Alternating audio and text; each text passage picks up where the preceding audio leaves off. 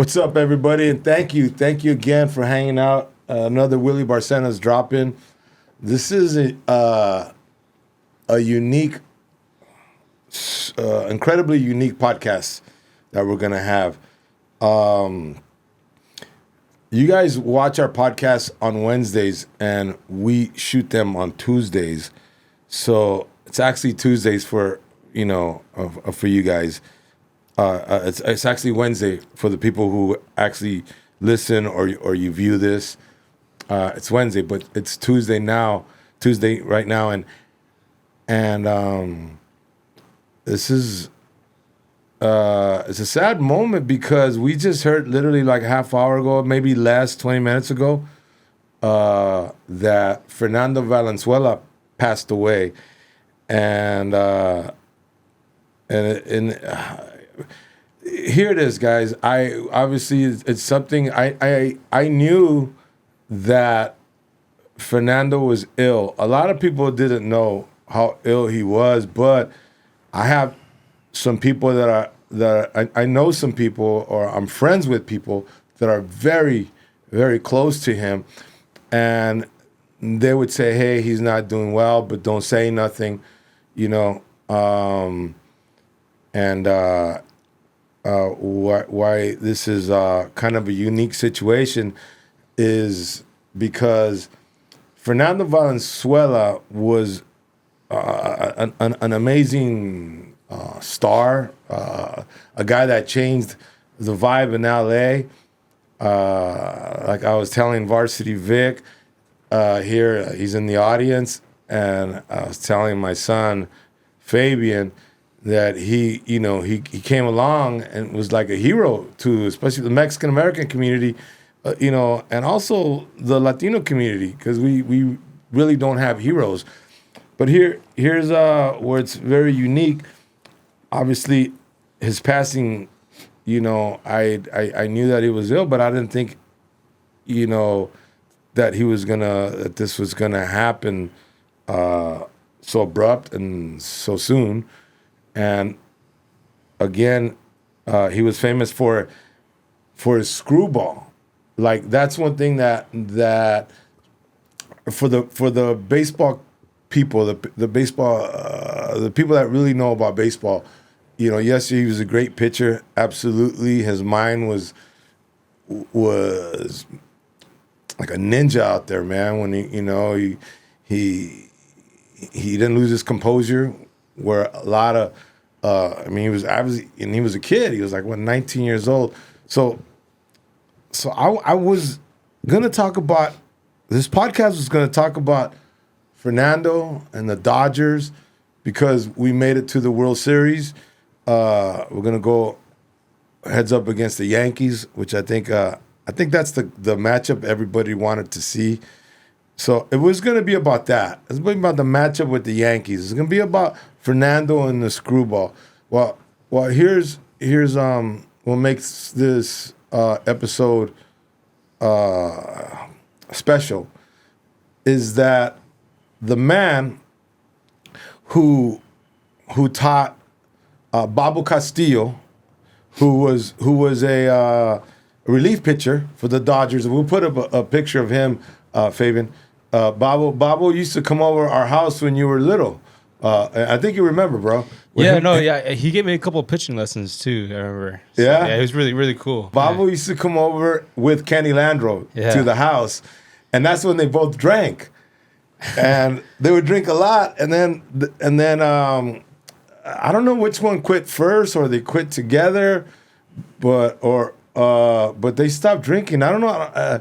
But that was my relationship with the Dodgers was that I got to know Babo, I got to know Kenny, but this man's name would always come up, Ray Lara would come up, and I would hear about this man, like, oh, he's the one that taught Babo the screwball.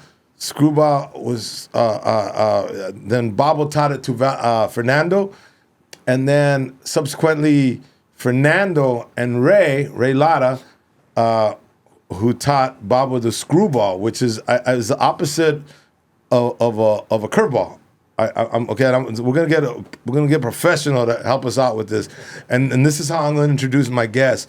We have Ray Lara here, and I know this is a tough moment, Ray. You know, I mean, I saw you, I saw you when you were in your car and you were looking at your phone, and I know that just minutes before you had gotten the. I'm sure you're getting texts left and right. You had told me like within a minute you had 26 texts from people.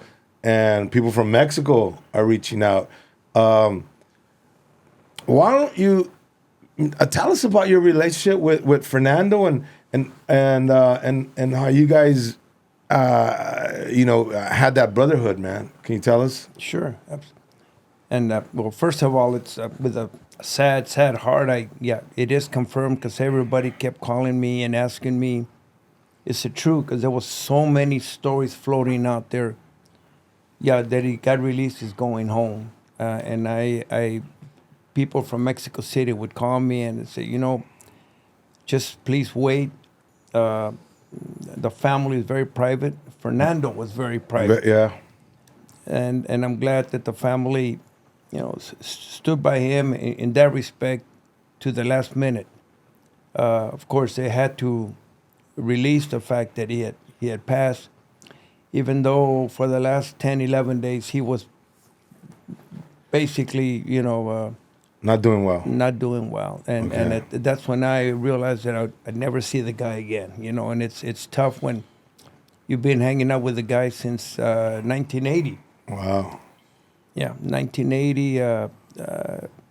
We went down there in 77. Fernando was discovered by a scout. He sent in a report to the Dodgers, go give him a second look. Then Mike Brito went down there. Oh, so it wasn't Mike Brito. There was a scout. Corita Verona is a guy that actually discovered Fernando. And Mike Brito would be the one that would confirm if the pitcher was legit, right? Yeah, the report was good and said go down there. And Mike went down there and saw. Because when they actually went down there when they first discovered Valenzuela in 77, they were scouting a shortstop. Okay. And just like it happened with the big leagues, the pitcher was going to start for the team didn't start till Fernando started. So they saw and he did well and said, this guy can do the job. And Brito went down there a year later and gave a report, and then the Dodgers ended up signing Fernando. We were down there playing. I went down there to play with the Mike Brito All-Stars. Mike Brito had a league, started back in 74. It's called the Mike Brito League. Okay. And he would get some of the guys. So I was one of his players, and we'd go down and travel and play throughout Mexico and the northern part of it.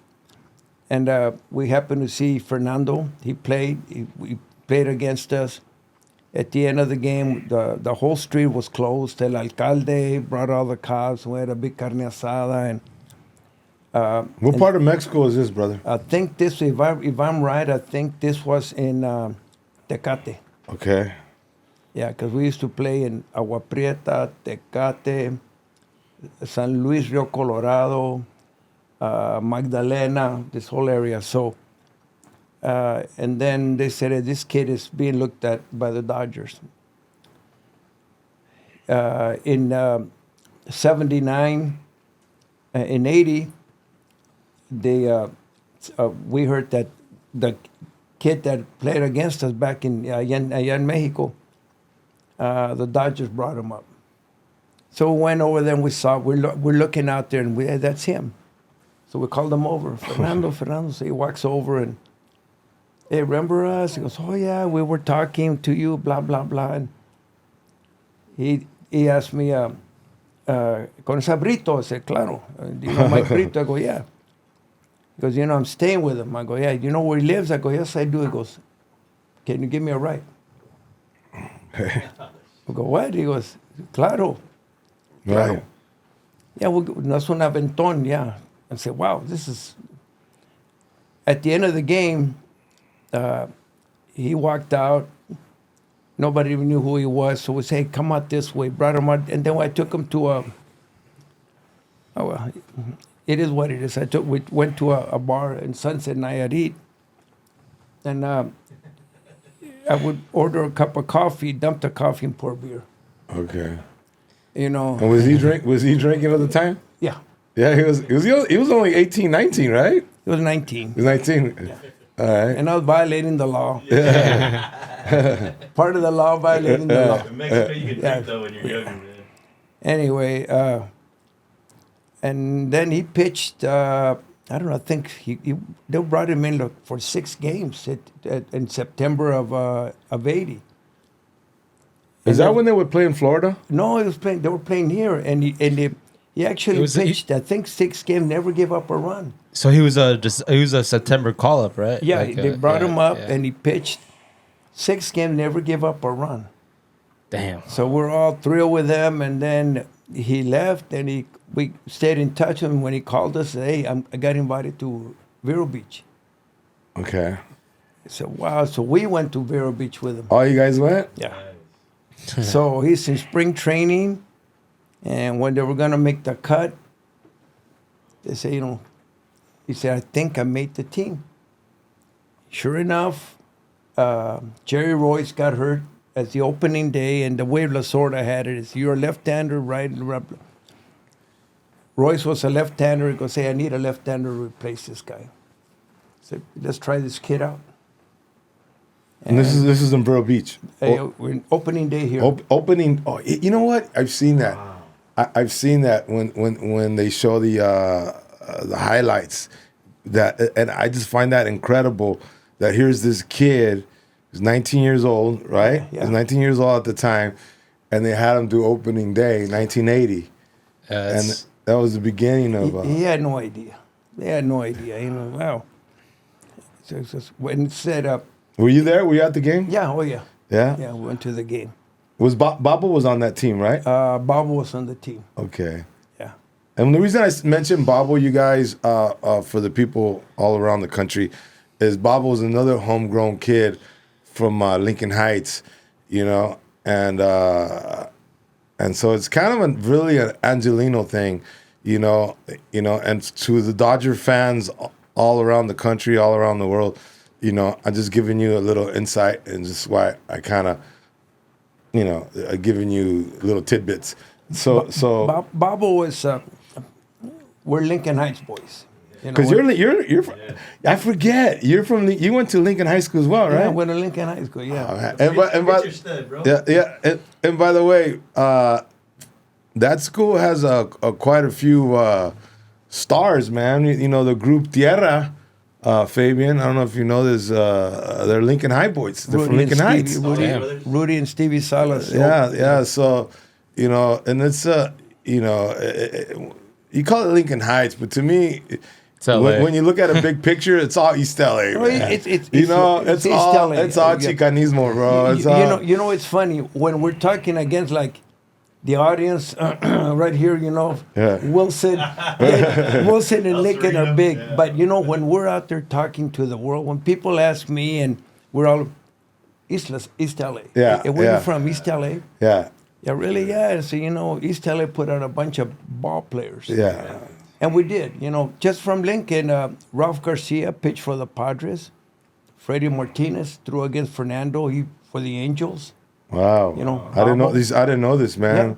Yeah. Wow, that's some good talent coming out of Lincoln. Yeah. So Lincoln was known for baseball. I mean, of course, not football because you guys beat up on us pretty bad. 63 to some kind or whatever. So, So Babo. So when I left Lincoln, I would go back to Downey Playground and started working with Babo. Because all of our talent... Where's... Spring and educate me, bro. Where's Downey Playground? On Broadway, right by the Alley River. Okay. Avenue 18. Oh, I know. Yeah. Bro, before Dodger Stadium. Right there. Yeah, it's where Chinatown ends, right? Yeah. And it goes down? Yeah. The other side of the river, yeah. Yeah, okay. So we had a very good baseball program there. And it has a little gym too, right? A little basketball gym? Okay, yeah. I know. Yeah. By the train tracks. By the train tracks. I know, okay. The only kids that used the gym were the kids from across from the projects across The the river. Dogtown projects. Dogtown. Yeah, I almost got murdered there when I was Yeah. a kid, chasing some disco chick. Yeah. Brick there. You know why they called it Dogtown, no? I assume because there was a lot of dogs around there near the tracks. Around the street was and street shelter. A shelter for dogs. For dogs on that street. Yeah. They used to let the dogs loose and they'd go eat somewhere, so they were all over Dogtown. Yeah. Yeah. No, I kind of put that together. Okay. So yeah. So you would go down there and okay, Babo was Babo already a Dodger? And by the way, Babo Castillo, you guys, was the relief pitcher for the Dodgers. I think most of the time that Valenzuela was in there, right? Yeah. There were. Babo, when he graduated from Lincoln, Babo was a very good ball player. Besides being a very good pitcher, he was a very good third baseman. So the Kansas City Royals signed him As a third baseman or a pitcher? third baseman. Okay. And he left. And I remember one time, all of a sudden we see Babo. We were working out at Cal State LA, bunch of guys, and Babo, what's going on? What are you doing? He goes, and he was doing very well as a third baseman. He goes, hey man, they just signed this guy named George Brett. So I got released. Who's that guy? What happened to that guy? Yeah, who? Yeah, so they signed Brett. So and Brito. And they released. once they signed Brett, they released Babo. Babo. Wow, okay. So Babo is there, and Brito goes, Babo, you're a very good pitcher. I'm gonna sign you as a pitcher, and I'll go to Monterrey. Okay. So Babo went down to Monterrey, and was pitching in Monterrey. He did very well, and Brito convinced the Dodgers to sign Babo as a pitcher. Okay. So now, okay, from what I hear, all this, I finally have you here, Yeah. you know, to maybe to ask you these questions that I've always wanted to ask you. So Ray, so you were you the instrumental in teaching Babo the screwball? Did he not have that pitch in his arsenal until you came along? No, he didn't. But you know, like a lot of people ask me this. You know, I threw the screwball. And you weren't like this, okay? I just want to show, because a lot of people don't know. Like, okay, this curveball, and the same thing, but the other way, right? Yeah, but it's not. Look at my elbow. You don't do your elbow. It's here. Oh, so the elbow never goes. No, you shouldn't. No, otherwise you're gonna. That's why people don't throw the screwball.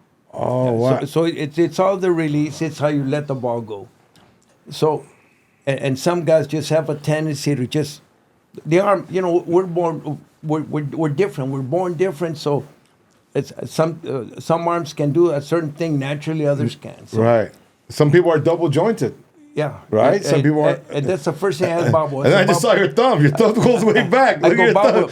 Look at your thumb, bro. Like, my thumb can't do that. I go, Babo, show me your thumb. No, show me your thumb. Show how back. Look. It's funny because you're going, some people can do stuff, and I'm looking at your thumb going like. when parents ask me, you know, can you work with our kids? You know, I like to work with, 15, 16, 17, 18. They can grasp what I'm talking about. I right away say, let me see your hands. And go, let me see your thumb. Because that has a lot to do with how I want them to hold the ball. Okay. And what is in a screwball? What's important about the screwball but the thumb?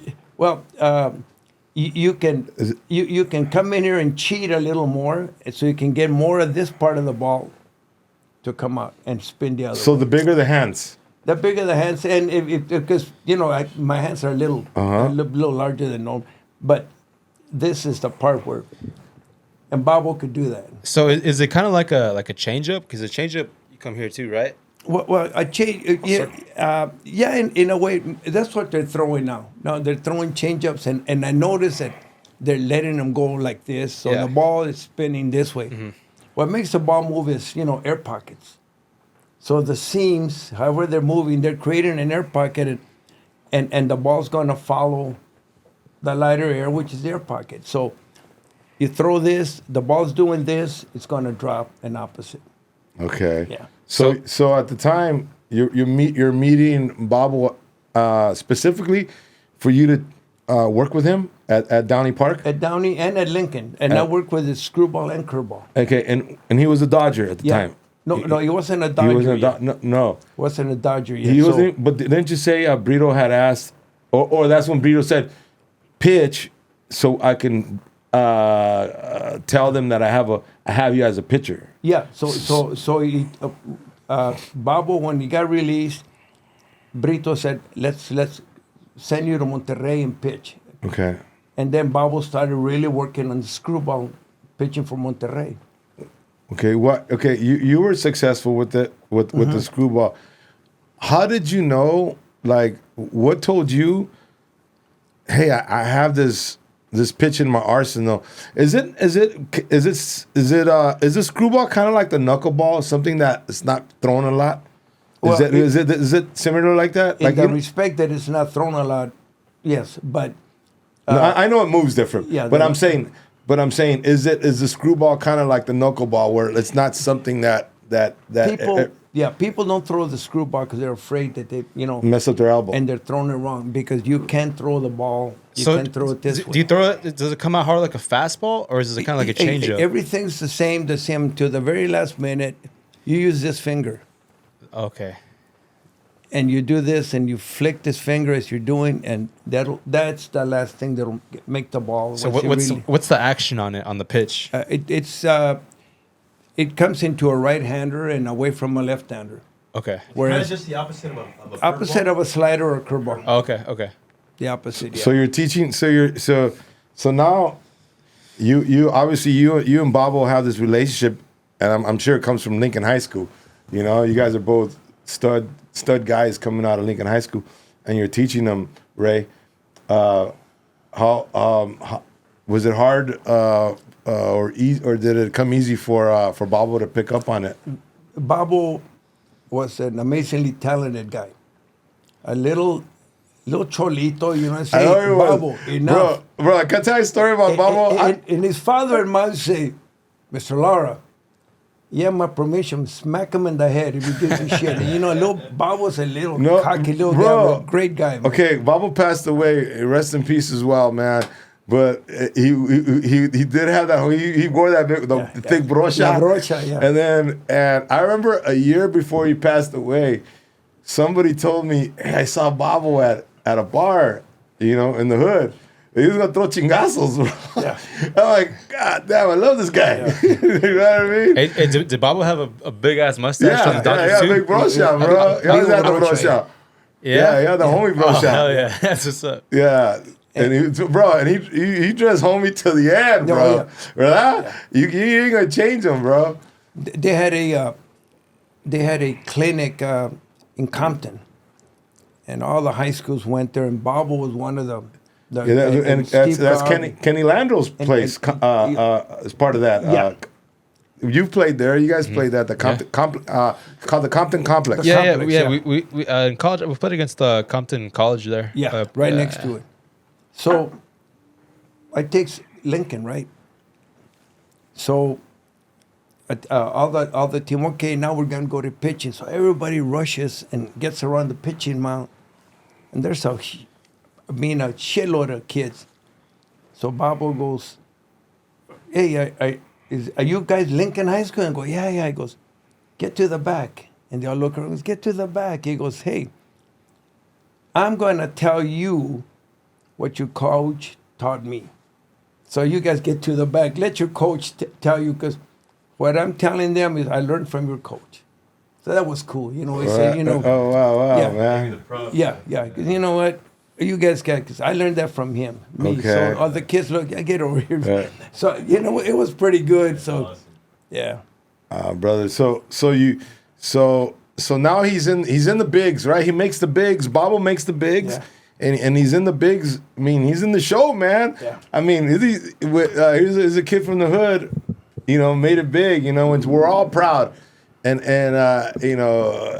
anytime we have anybody from the hood be successful, man, we're like, that's even if you didn't like that guy in high school, people were like, that's my boy, So he makes it. He's wearing the uniform. He never forgot. Bobo never forgot. No, he was a sweet man to me. He was a sweet man. That's what I love about the guy. He was from the Heights, and hey, I'm this where I'm from, and he never. And I knew where he was. He could be in a bar in Cincinnati, and he would say where he was from. Yeah. So now he's having some success, and he was a middle relief, correct?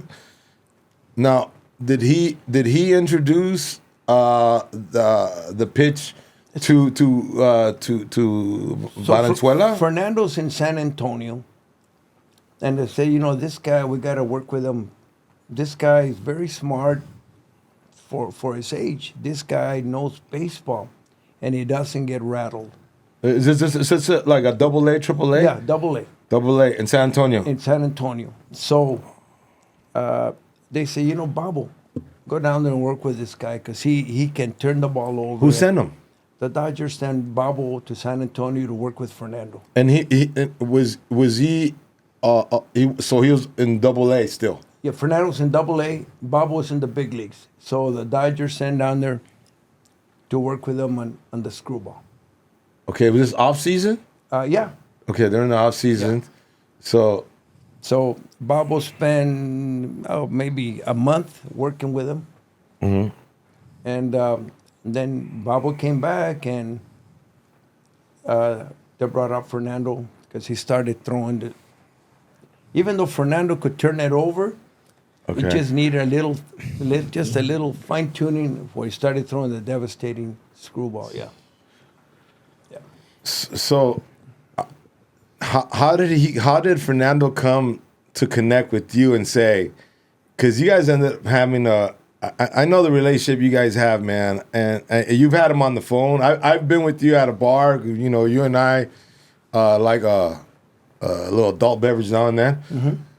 And I've been there where you're like, hey, bro, I got to take this call. And you don't try to act, big league me or anything, but you're like, it's Fernando, bro. Yeah. And you literally, and then you hang up and you go, yeah, that was Fernando. And I knew you guys had like a really, how did you and Fernando end up having that relationship, man, where you guys became so close? We, after he got brought up and we started, I'd give him a ride.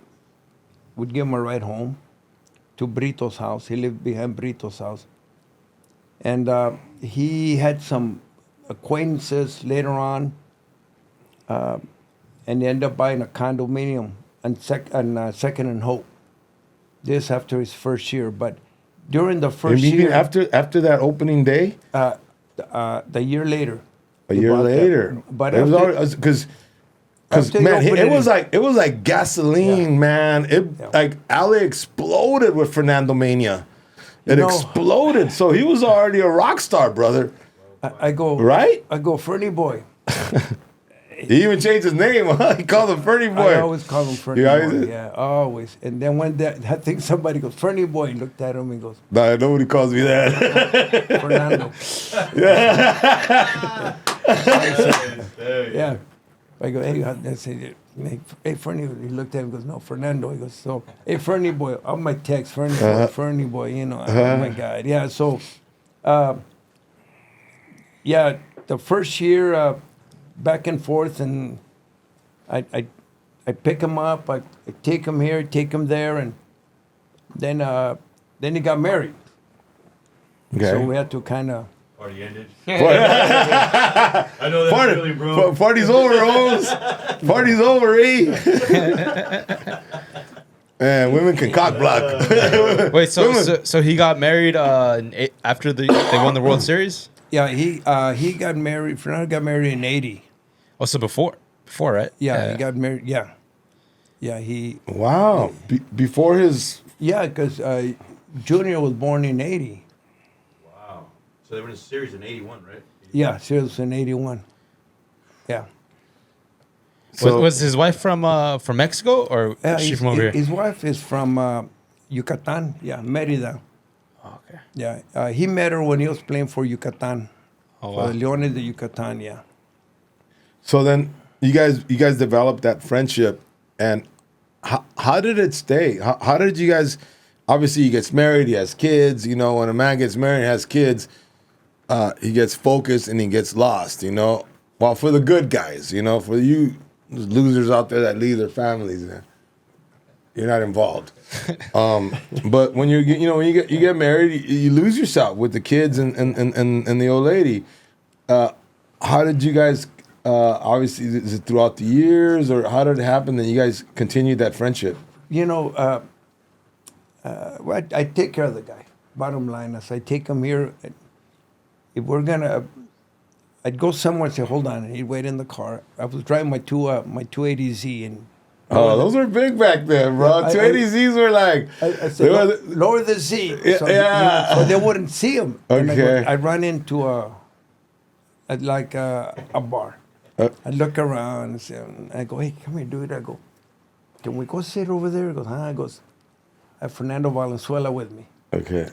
Can we go sit in the corner? You know, you have who? I go, I bring him in, but really? I go, yeah, well, follow me. But no la hagas de pedo. I Don't walk out fucking. and, Yeah. and he go, fuck. I said, okay, dude, we just want to sit there and have a beer. We don't want the whole, yeah. So here we go. So Fernando and Joaquin was sitting there. Sure enough, he couldn't stand it. And here comes his tia. And I go, oh, and I'd have a hell of a problem getting out of there. Vámonos. And there we are. Steven's Steakhouse, same way. Oh, yeah. And then, so everywhere, you know. Oh, Sure, bro. so how? Because he was a rock star, brother. Man, that so guy. where would he go? Where can you take him to just have a? Would you just go to his pad or your pad and just get pedos or what? And then he goes, Ray, so when he got that condo, he goes, wire me my Pac-Man. Remember Pac-Man? Like the console? Yeah. The whole, this was back in the day before Yeah. video games were portable. Yeah, he says Pac-Man. You love Pac-Man? I go, Fernando, I got to take a leak. Where the bathroom up here is across the hall. So this in his condo. Open the condo, it's dark, and I step and shit, and I turn on the light. I swear to God, he had his Silver Bat Award. He had his trophies in a. I go, Fernando, put that. They were just on the floor? somewhere." Oh yeah. Put them up somewhere, dude. Yeah. He was down to earth, man. Yeah, he was down to earth, you know, and yeah. Brother, man. So he wanted to have a carne asada Where at? there. At his condo? Second Hope condos. I think Campanas lived on the 8th floor. Al Campana, the general manager of the Dodgers. So we got a little asador like this, and we're I mean, if you go by the Second Hope, you see him. That's Bunker Hill Towers. Okay. So there we are, him, Fernando, me, two other guys, Chalu and Mario. And he closed the door, and I'm going back in. We're locked out. I go, shit, we're locked out of his condo. So I go, Ray, you're the one in the best shape. I go, ni madre. He goes, no, come on. So there I am, I had to come down. I mean, creepy, and I was shitting green. And I got down, I knocked on the door, the security guard comes up. I go, hey, sir, you know, I go, that. He's the one who let us back in, but the pendejo there, I'm going like this, all Spider-Man and shit. They locked ourselves out of his condo, having a carne asada in the little balcony. There. Climb to get back in. Yeah, we're the only guys in there. And a bunch of Mexicans breaking into a condo. Yeah. Oh, brother, man. Just, So,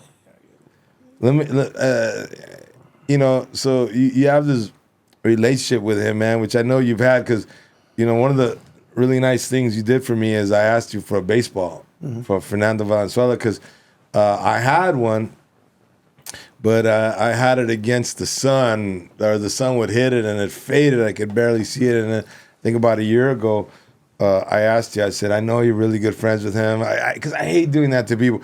There's not too many guys that I would want their autographs, And honestly, it would probably be, I can hold them in one hand and they're all athletes. I don't think there's one actor that I would say, oh man, I want your autograph. Wait a minute. Maybe Al Pacino, Robert De Niro. That'd be it, bro. Al Pacino, Robert De Niro. Those are the only two I would give one. Yeah. Al Pacino, Robert De Niro. That would be it. Everybody else a la verga.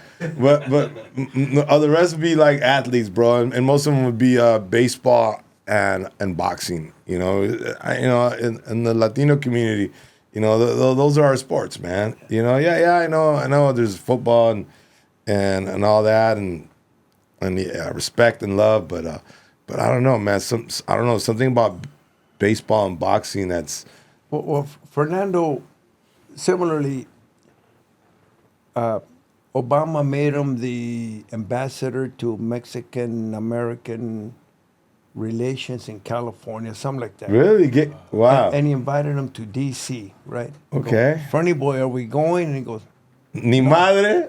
funny, because we just got back from, he invited me when he got inaugurated into the Latin American Hall of Fame in La Dominicana. Vamos. In the Dominican Republic? Yeah.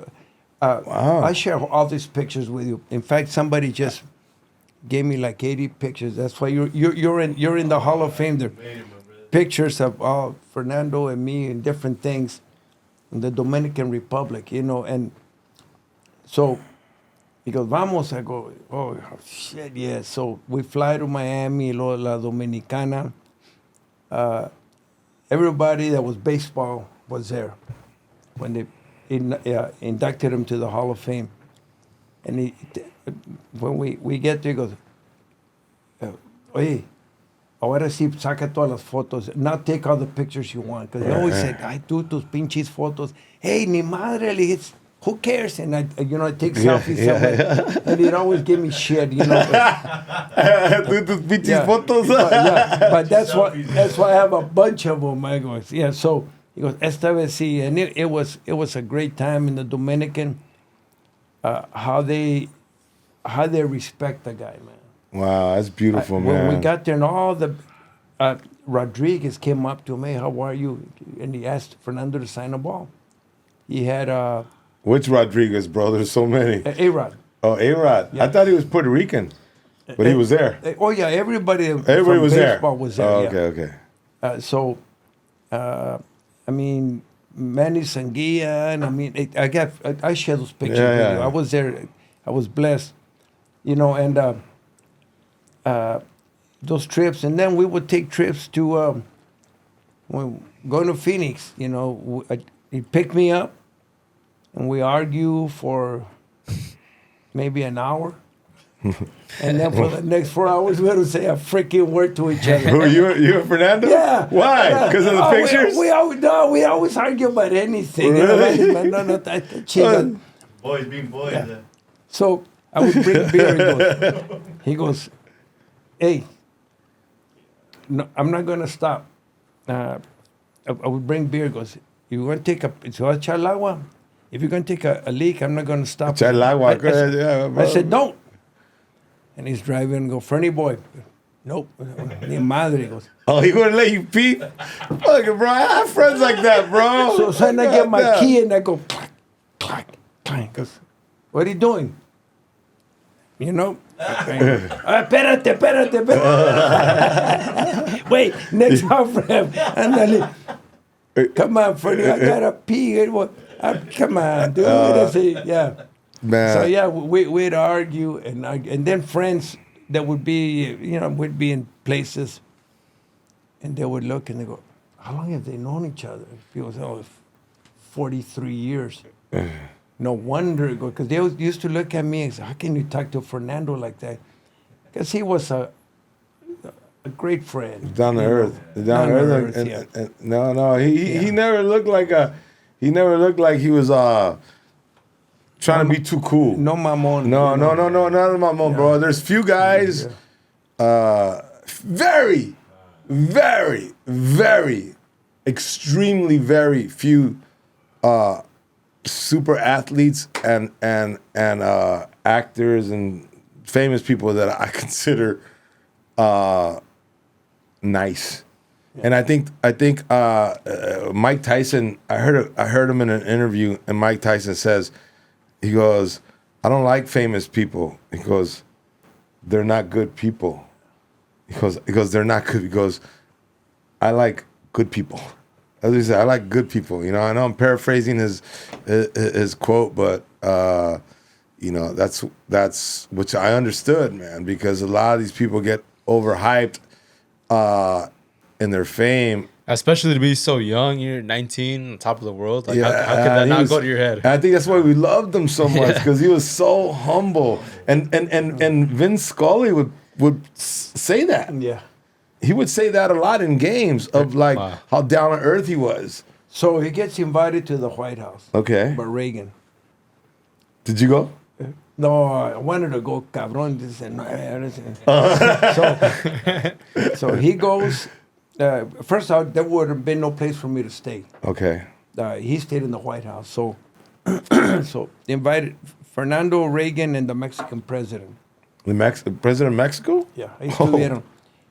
Look it up. It was so funny. And I told him, Fernando, he goes, Lara, Ray, never call me Lara. He goes, Ray, he goes, what's this shit about, you know, me and what es para los mexicanos, que el gobierno. ¿Qué es eso, pedo? And I told Fernie boys that what happened is when you went to the White House, Reagan invited you. He was in the midst of deciding on a big bill that would aid the Latinos. Okay. When he showed up there and he met you, and it's all over it's still on YouTube. Okay. And there was a line of senators and Congress people, and you signed your balls for them. Shortly after that, Reagan signed that bill and said, so indirectly he had a lot to do with that. He goes, yeah, everybody always, talks to me. And goes, that's what you did, Fernie boy. So he said, the two presidents, he's sitting between the two presidents for dinner, and wow. They asked him what they wanted to drink, and Fernando said, Tecate. Una cerveza. I knew. And oh, hell yeah. And the translator said, he goes, wait. He goes, you're not old enough. Oh. So Fernando tells me, Ray, I'm in the middle of two presidents. I can't even drink a beer. And I can't drink. How old was he? I loved it. 20. He was 20. Now he was 20. I love that. He goes, Ray, hey, I'm a guest in front of two presidents. Can you believe that? Who can say that? That's awesome. Who in the world can ever say that? I go, Fernie boy. And he couldn't give a crap. No, man. What? Fernie boy couldn't give a shit. Hey, that's what I loved about the guy. He just didn't give a crap, Yeah. Oh, okay. Oh, There's something very spiritual about him, brother, because I saw him at about 3 celebrity golf tournaments, and I never played, so I was always the guy driving the cart and giving people drinks because I don't play. But obviously, he's someone that I admired, so I would, I was kind of a stalker. So I would just stare at him a little bit, like, wow, there he is, right there, man. Around the golf course. Yeah, like, he was wow. very competitive in golf, Great golfer too, right, bro? Oh, great golfer. And then he go, hey, you want to? Yeah, shit, yeah. So like Mike Socha, he'd bring me, and then I'd get in the car. And he goes, take your time. Take your time. I go, Fernie boy. So he goes, no, take your time. You can do it. And now I look back, and say, he wanted me to do well in golf, porque, he was excellent. So, I didn't know that about him, bro. I didn't know you. Great golfer. Really? Unbelievable. The people say, once you go into the tour. He was that good. Yeah. Okay. Absolutely. Okay, I never. Yeah. There's something new to me, brother. That he was, because I know, Kenny Landreau got him into it. Kenny? Mm-hmm. Was he better than Kenny? Well, he ended up better at him and Alejandro Peña, all those guys. Yeah. Fernie boy could drive the ball. I love Kenny Landreau, bro. Yeah. Kenny Landreau caught the last out for the World Series when they won. And if Kenny, man, if you know Kenny Landreau, I know he lives in West Covina. I know a lot about him. He's come over to the house. He met his wife at the Red Onion. For those you guys don't know, it was a club in West Covina. He lives in West Covina. You know that, right? Oh, yeah. And he blocked me, bro, because I used to get pedo. And I would call. I had so many Dodgers numbers, bro. But when I got drunk, around the country, I would meet Dodger fans. And I would be all pedo, and I'd be like, fucking. And they would tell me, like, Kenny Landreau was my favorite. I go, Kenny Landreau was your favorite? I'm going to call him right now. And I would call him, and he'd be like, what, man? And then after a while, he just fucking blocked me. Yeah. So if you get a chance, bro, Just ask him right here. The camera. Kenny, I'm sorry, bro. All right, you used to come over to my house. I know you stopped drinking, and I would call you from around the country. I did that to Steve Garvey once.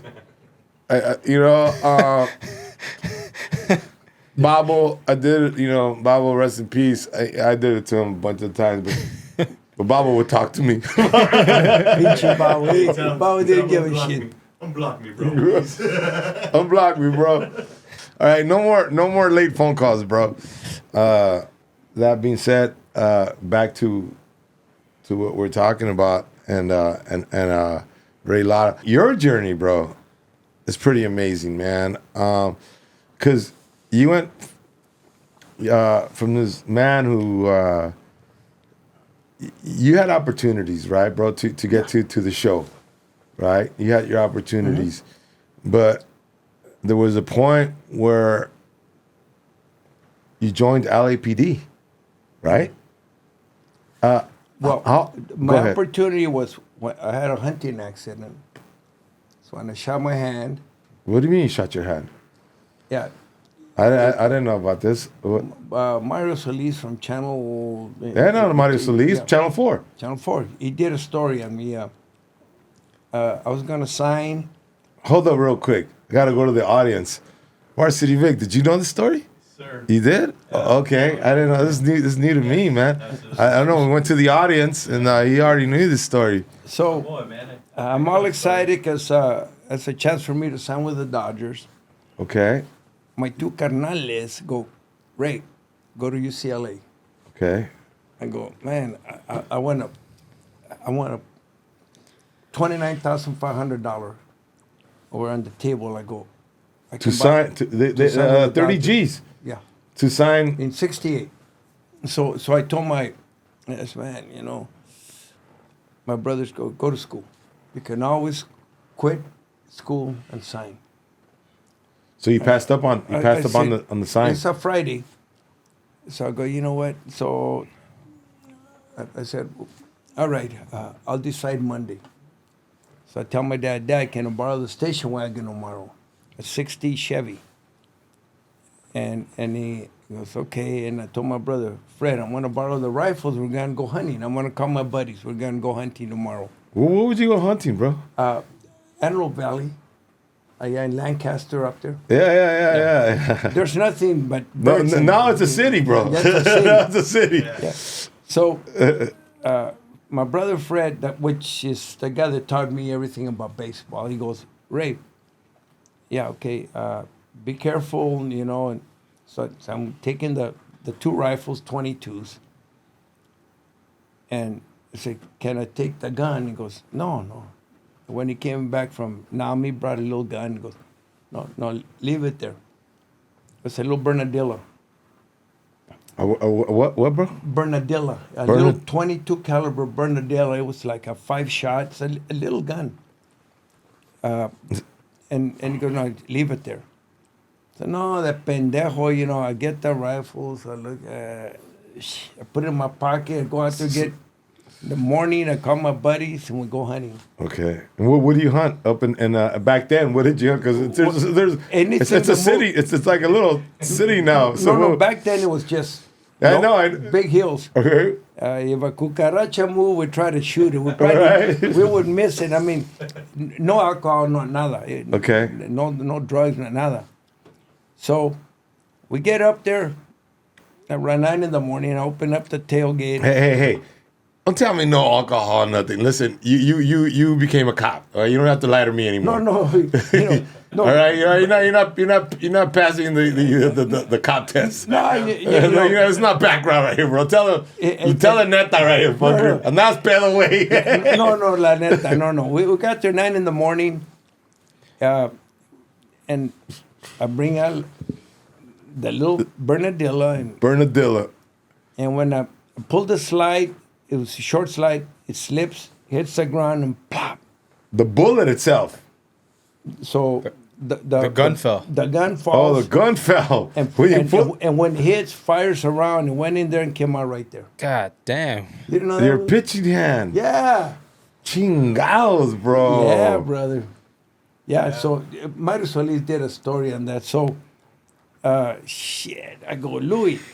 He goes, I think I shot myself. He goes, what? I go, watch out. And it was splurting. I go, let's go to the hospital. So I'm holding my hand up and squeezing. He goes, get everything off the top of the station wagon. So he throws, I go, vámonos.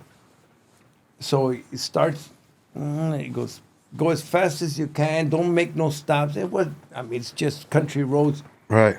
Boom, it's a lump. Brrr, it blew out the muffler. I go, keep going. I go, please find a cop when you need one. Bro, please. you back then, there was no cop within a half hour or an hour away, right? Or even a hospital. So we haul ass and we get to Antelope Valley Hospital. They had a hospital back then? Antelope Valley, yeah. So I'm holding my hand, and I was wearing my brother's Army fatigues. So he goes, he's a Dodger pitcher. Get over here. He said, what happened? I shot myself. They go, huh? I shot myself.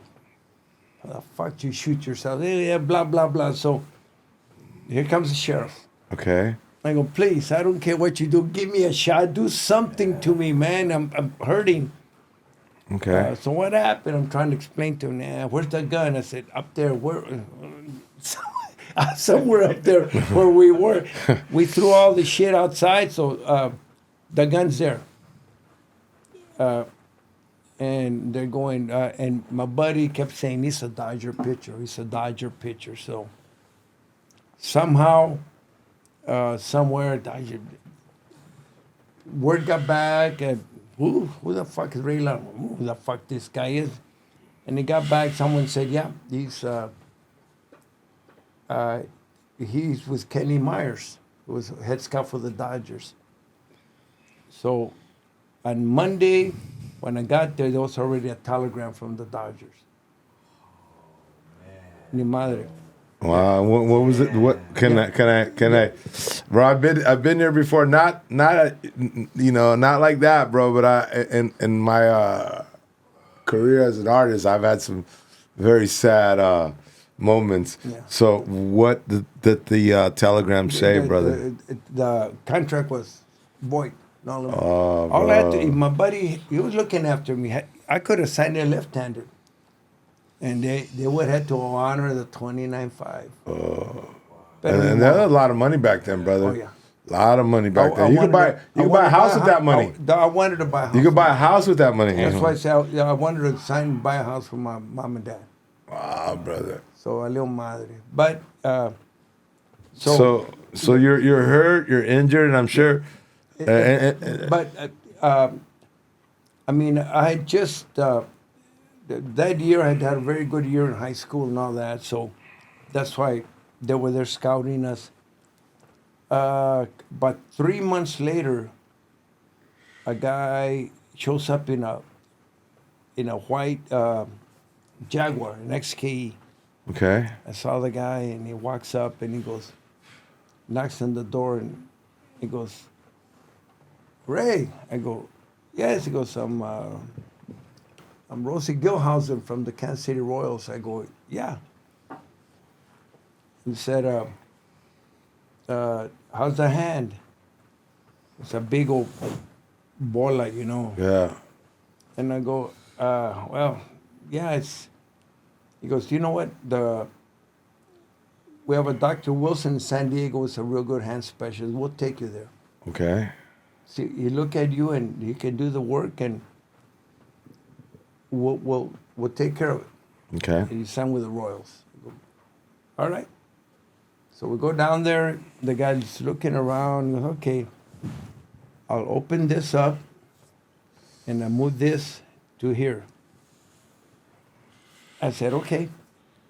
And then I thought, man, for this last couple months, I'm having a hard time with one, echando el agua and doing everything left-handed. Yeah. I said, so what's going to happen with two? How in the hell am I going to go to the restroom? Who's going to be there? Yeah. I mean, who's going to, Yeah. So I said, so I didn't do it. He says, Yeah. and then So I murió. I murió, but okay, brother. In this world that we're in, that is so anti-cop, and from my audience knows that I'm pro-cop, brother, all the way. I've done so many fundraisers for them, and yeah, we have our bad cops, whether it's black, white, or brown, that are dirty. Yeah, but you can't paint everybody with the same brush. How did that lead you into LAPD, bro? Because I'm getting a haircut. okay, so and then this guy named Charlie in this cubicle had the whole entire place with LAPD cards, business cards they call them. And I go, Charlie, wow, you know these guys? He goes, yeah, I know. They all get their haircuts with me. He goes, ever think of being a cop? I go, no. He said, nah. He goes, no. He goes, Saturday they're having a big recruitment up at the academy. I go, really? He goes, yeah. Just go. Why not? I said, So on Saturday, I drive up there and I get off and A, B, C, D, E, F, and so I get in the L line, Lara, and walking in with a bunch of L's. Yeah. What's your name? Your ID? Blah, blah, blah. Okay. And then they bring out all of us into this one room. Goes, give us a piece of paper. Goes, fill this out to the bottom and tell us a little about yourself. Okay. Okay, turn it in. And I said, you had like 3-4 minutes, but fill it up to the bottom, all of that stuff. So, and then, okay, and they start singling you out, blah, blah, blah, we're this way. So we finally get to this one point. Now they're eliminating vatos, right? And then I hear this guy, why do you want to be an officer of the Science Police Department? I want to serve the community. I want to do this. I come up and go, why do you want to be a police officer? I say, you want honesty from him? Go, well, of course. I go, I'm here because I was getting a haircut, and and I told him, I asked Charlie the barber, and they're looking at me and go, you want the truth? I'm telling you the truth, guys. I said, I could have, I was listening, we can hear what, and I'm telling you the truth. And they go, that's a new one? I said, okay, move on.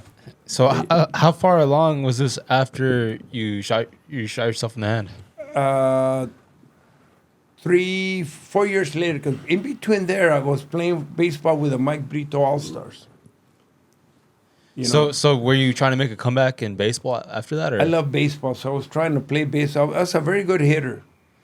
Very good, because I was, so... but then now you're getting older, now you're trying to make some career decisions, and got to make money. So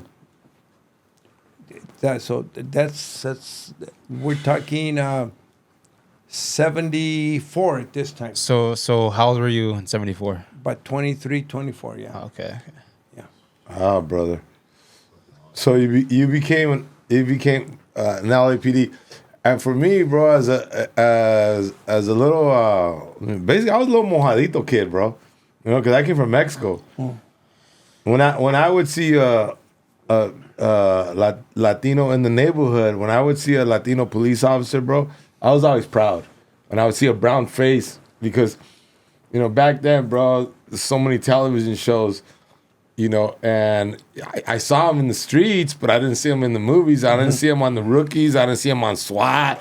I didn't see him Adam 12. I didn't see him on Barnaby Jones. I didn't see him on any fucking show after show after show. So honestly, bro, to us, it was something to admire, man.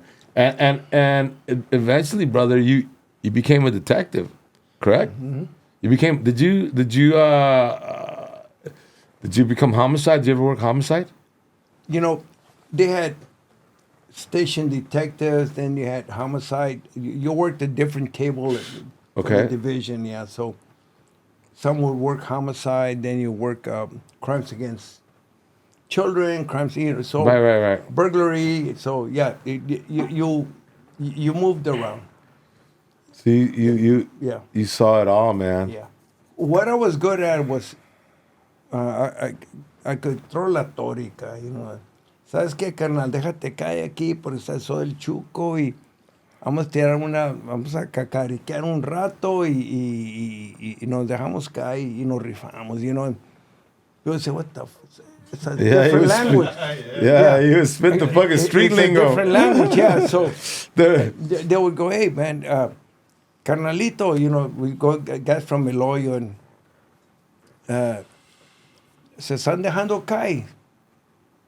No, carnal, are you getting down, No. And they would open up to me. yeah. Because they would 'Cause say, they would this trust guy. you. And then would tell me, ¿sabe qué? ¿Dónde es, carnal? Son Juaritos, son Chihuahua, pero Yeah. en Juaritos. Wow. Y trae nicles. No, ni madre. Tranquilas. What's Nicholas mean? A nickel. Oh, okay. Tranquilas, no, un tostón. No, tostón is 50 cents, Yeah, Ni tostón, madre. I heard tostón, Yeah, right? un tostón, yeah. So, and I would do that, and they would open up to me. Pero the pedo was that my partners didn't like that. And I used to tell the guys, hey, dudes, don't take it on me because you fucking white boys can't relate to the homeless. Right. Okay, let me ask you something, bro, because I had and I love him. Bro, I love this man. We text each other. We're compas, Gil Carrillo. Yeah. Yeah, and I'm sure you know On the him, bro. shows, yeah. Yeah, he's a sheriff, he's a detective. And one time I was on a podcast with him and George Lopez when him and George had the podcast together, and I said, bro, there was a lot of racism back then with the Latino cops, and he said, no, I didn't see any, but I know, but bro, every cop that I know that came from your era, the Chicano cops, they say, fuck, there wasn't, Gil, maybe Gil didn't experience any, and God bless him, and I'm glad that he didn't. But from the old school detectives, coppers from your era, bro, you guys went through some shit, man. Huh? I had to prove. You guys had to do. You know what I heard one time? Chris Rock say, he goes, to be a black comedian, you had to be twice as funny as a white guy to be to even make money. Well, okay, I agree. Chris Rock, but now for a Latino comedian to have a career, we have to be 3 times as funny to have a career, And I believe this, it's all relevant, it's all connected. And I believe for you guys to be detectives, to be cops, you guys had to really fucking stand out to get promoted. Yeah. Because I think the deck was stacked, but for me, Chicanos have never been crybabies like, they're keeping us down. I always believe, the Chicanos always had fucking big pelotas, and no matter what you went through, and I'm pretty sure you went through some shit, bro. And I'm gonna say it right here. I graduated with Chief Davis. Davis. Yeah, Al Davis. Not Al Davis. Pinchi. That's a Raider. Al Davis. Ed Davis. Yeah. So, and then came Gates. And Gates at one time goes, you know what? The problem with Chicanos is they're lazy. They don't study for their tests. And I couldn't believe that a bunch of guys accepted that. He said that? Yeah. Like, how did he say? Did he say he's actually got like? Oh no, yeah. You know what the problem was? You don't study. They're lazy. They don't study. And me vale madre. I'm gonna say. No. So I used to tell them, how can you take that? But hey, guys at that time, were not. Most of them were not. They were Mexican American. Okay. Now I'm gonna tell like it is. Dale. And a bunch of guys like myself. I was born in Mexico. I don't know. I don't know. You were born in Mexico. Well, yeah, bro. Chihuahua. Yeah. So Chihuahuense, yeah. So, and the true, I say, okay. See, I thought your family was from Chihuahua. I didn't know you were born there too. No, I was born So I in know you Chihuahua. said that, but I thought your family was. I didn't know you were a paisa like me, brother. Simon, I was Chihuahua. Oh, I'm so proud of you, brother. I'm so proud of you, man. So proud of you. That people don't know that when you come from another country and you have to like fight for everything, brother, for everything you have, man. I'm so proud of you, bro. And then my dad always said, Ramon, no te pelees. Don't fight in school, because this country just gave us a great opportunity. And I'm so glad. He goes, so please, don't fight because we're here. And I used to tell him before, Robbie, when we were working on our green card, the 7 astronauts, Ramon, léeme eso. And my dad wanted me to read to him and translate about the 7 astronauts. So my jefito was a Federal de Caminos in Mexico, the Federal Highway Patrol. Yeah. He's a CHP. Yeah. No? And those were huevos, because believe me, he had from Chihuahua, between Chihuahua and Juarez, but he can only go so far because they used to have CB radios. Okay. And if there was a hill, they couldn't get his signal. And he'd come home with this big ass Harley and a big old red light like this. I used to see that thing, and I go, Dad, how in the hell did you do it? Alone, man. And pull over a truck full of unos maleantes. Well, criminals, bro. By himself. By himself, And man. just a 6-shooter. Can you believe that? And I go, Finger pelotas de elefante, güey. Usaba una escuadra, a big old 45. And I go, Dad. Oh, yeah, the Clean Eastwood? No, 45, a big old 45. So I share those with you. I'd love to show those to you guys.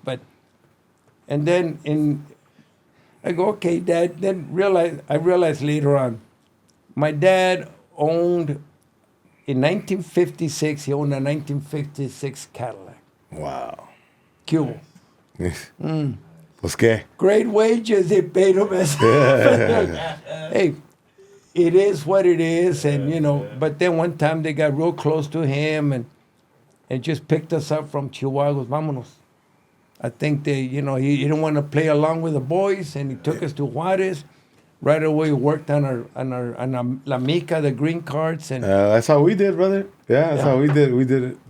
Because you had to be in a international city, because they had to give you chest X-rays and make sure you weren't bringing diseases into the country. Okay, yeah. And they used to do that back then. Yeah, and finally got us over here, and he was a great mechanic, and le entró a la mecánica, and but. A la mecánica, bro. That was it. Hey. Did they call him El Maestro? El Maestro.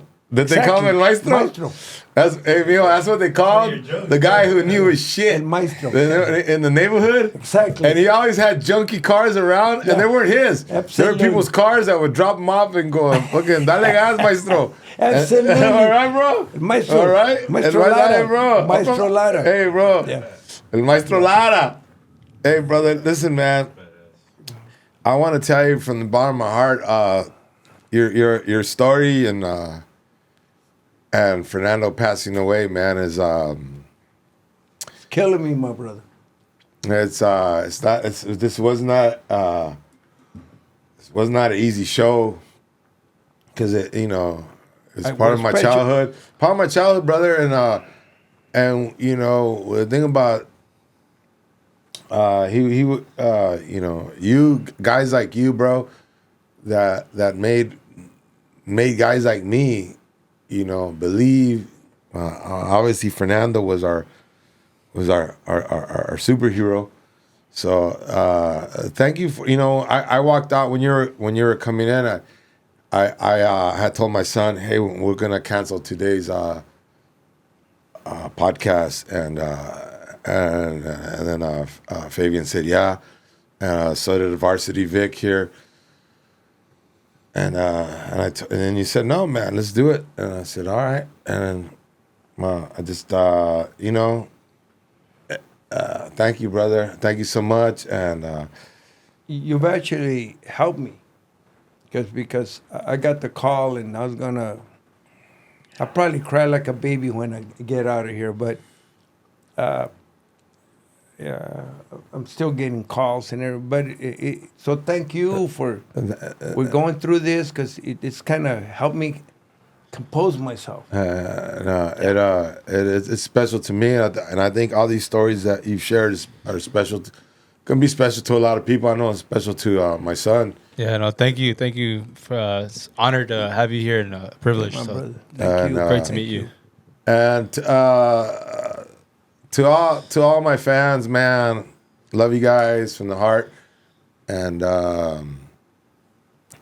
it was not an easy podcast, but a man, like Ray Lara, come on, and just puros huevos, is who we are, man. We never sit back and feel sorry for ourselves. Thank you for giving. You asked me you want to cancel, let's do it for Fernie Boy. He's gonna say no te rajes, cabrón. No te rajes. God damn, bro. That's a word. It's a word I heard my whole life. No te rajes, man. From my uncles, man. Thank you for being part of it, man. I don't want to. Usually we say like my upcoming dates and stuff. I just want to leave it at this. Fabian, I hope you enjoyed it, man. This is I learned a lot of stuff deeper about Fernie Boy, who only you could call him that, but I'll call him Fernando Valenzuela. And to our audience, Varsity Vic. Thank you guys, man. It was a different podcast, a little emotional, with a lot of heart. Love you guys. All right. Thank you guys. Thank you, brother.